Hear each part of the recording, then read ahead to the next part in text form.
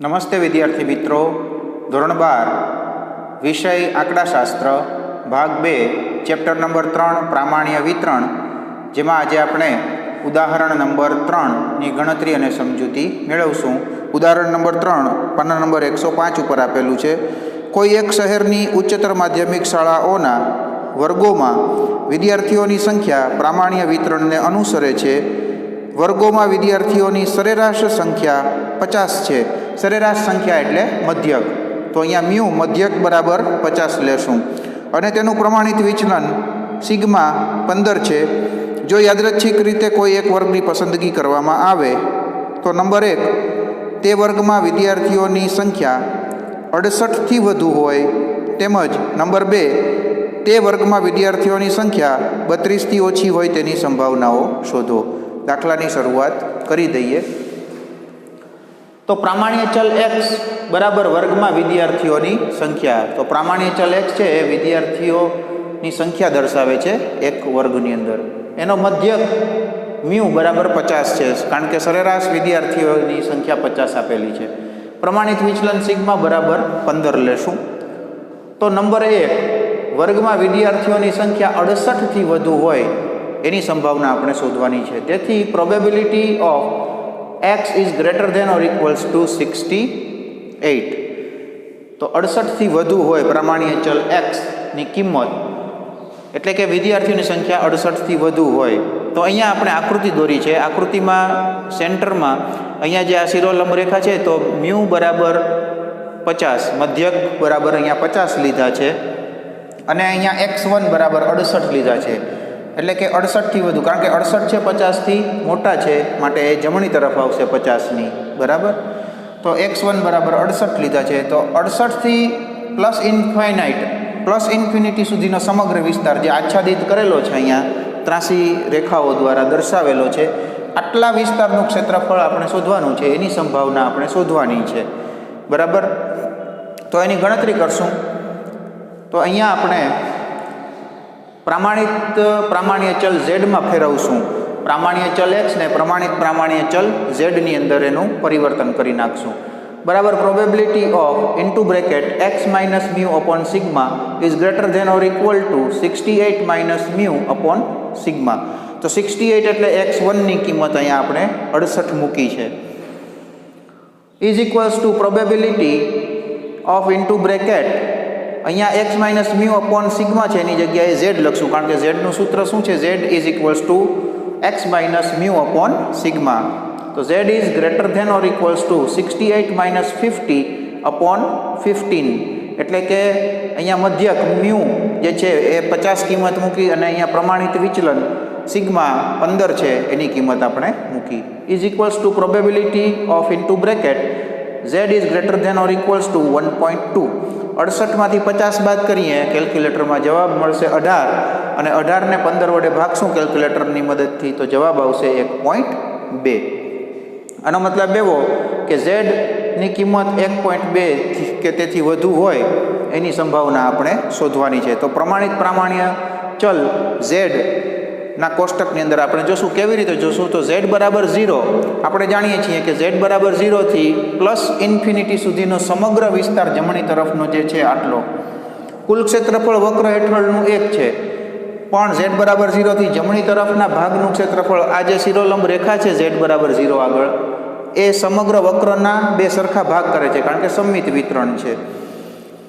તો z બરાબર 0 થી પ્લસ ઇન્ફિનિટી સુધીના આખા ભાગનું ક્ષેત્રફળ 0.5 છે. તો 0.5 માંથી z બરાબર 0 થી z1 બરાબર 1.2 સુધીના ભાગનું અહીંથી આટલું ક્ષેત્રફળ આપણે બાદ કરી નાખીએ 0.5 માંથી, એટલે કે આટલા વિસ્તારનું જે ક્ષેત્રફળ છે 0.5 માંથી આટલો ભાગ બાદ કરી નાખીએ એનું ક્ષેત્રફળ, એટલે આપણને શું મળશે? તો z1 બરાબર 1.2 થી પ્લસ ઇન્ફિનિટી સુધીનો સમગ્ર વિસ્તાર જે આચ્છાદિત પ્રદેશ છે એ ભાગનું ક્ષેત્રફળ સંભાવના આપણને મળી જશે. તો એને આપણે જે છે એ આ રીતે આ એક્સપ્રેશનને લખીએ તો આ રીતે થશે.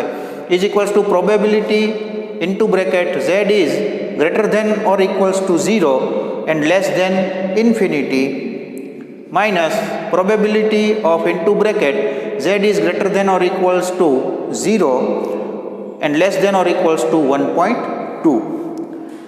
તો આટલા વિસ્તારનું ક્ષેત્રફળ 0 થી ઇન્ફિનિટી સુધીના વિસ્તારનું ક્ષેત્રફળ જે છે અહીંથી અહીં સુધીનું એ 0.5 છે. તો 0.5 ઓછા 0 થી z બરાબર 0 થી z1 બરાબર 1.2 સુધીના ભાગનું ક્ષેત્રફળ આપણે z ના કોષ્ટકમાં જોશું. પ્રામાણ્ય ચલ z ના કોષ્ટકમાં જોઈએ તો z ની નીચે જે હાર આપેલી છે એમાં કિંમતો જોતા જઈએ. 0.0 થી શરૂ થાય, ક્રમશઃ નીચે આવતા જશું તો એમાં 1.2 આવશે અને જે સ્તંભ છે, કોલમ છે, એમાં 0.00 ની અંદર જોશું તો એ કિંમત આપણને મળશે 0.3849.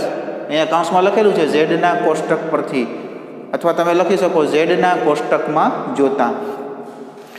તો 0.5 માંથી 0.3849 બાદ કરીએ કેલ્ક્યુલેટરમાં તો જવાબ મળશે 0.1151. 0.1151. આ આપણો અંતિમ જવાબ થશે. આમ વર્ગમાં વિદ્યાર્થીઓની સંખ્યા 68 થી વધુ હોય તેની સંભાવના 0.1151 એટલે કે 0.1151 થાય. તો આ રીતે વિદ્યાર્થી મિત્રો ઉદાહરણ નંબર 3 ના પેટા પ્રશ્ન 1 ની ગણતરી અને સમજૂતી આપણે મેળવી. તમે પણ વ્યવસ્થિત રીતે સમજી અને તમારી નોટમાં એની ગણતરી કરી લો.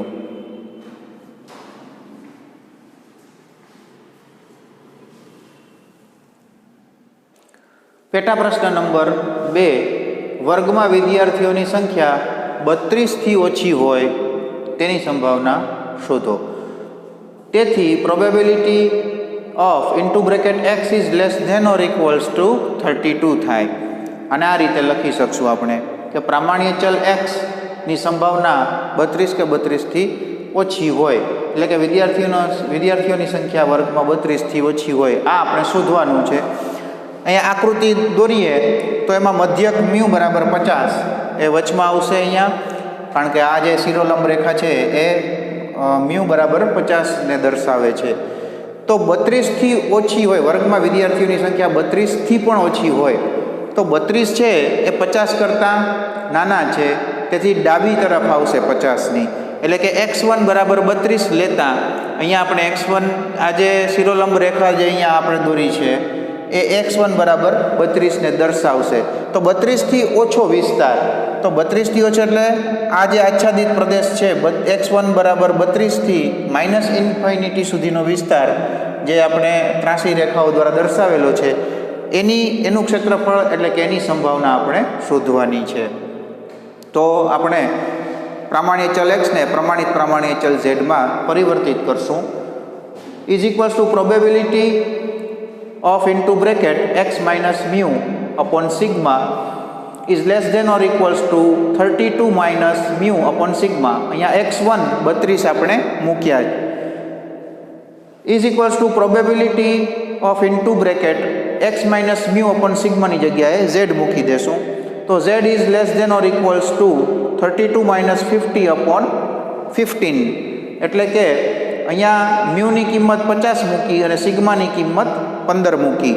તો 32 ઓછા 50 ના છેદમાં 15 is equals to probability of into bracket z is less than or equals to -1.2.